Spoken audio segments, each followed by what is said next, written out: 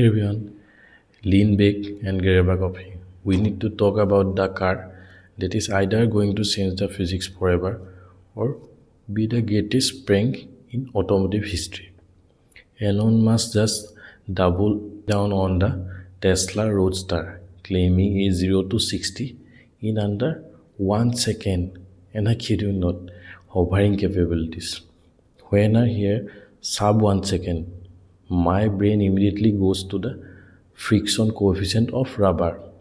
I have spent more than 10 years behind the wheels, and I know that hitting 2.7 g of force isn't just a fast drive, it's a medical event.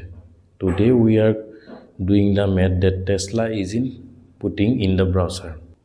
We are looking at the rollout conceit, the friction wall, and the COPV nightmare. Let's start how they set that 1 second timer before the car even moves.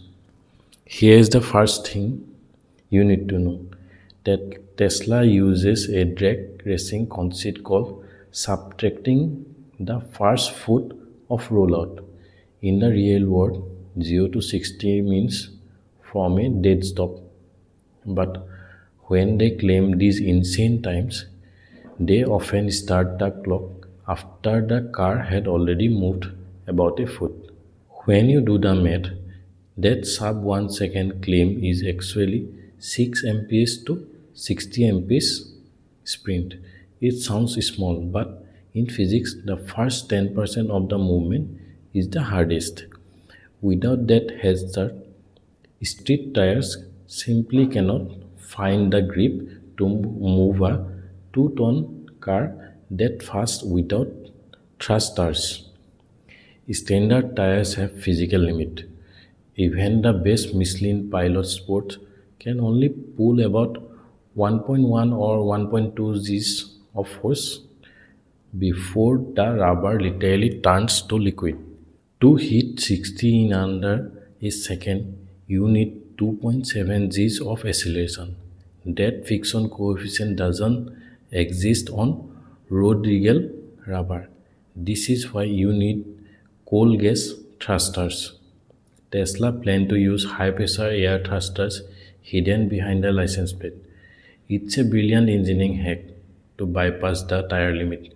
But as a driver, you have to ask what happens to the car behind you when you blast 6000 psi of nitrogen into their windshield.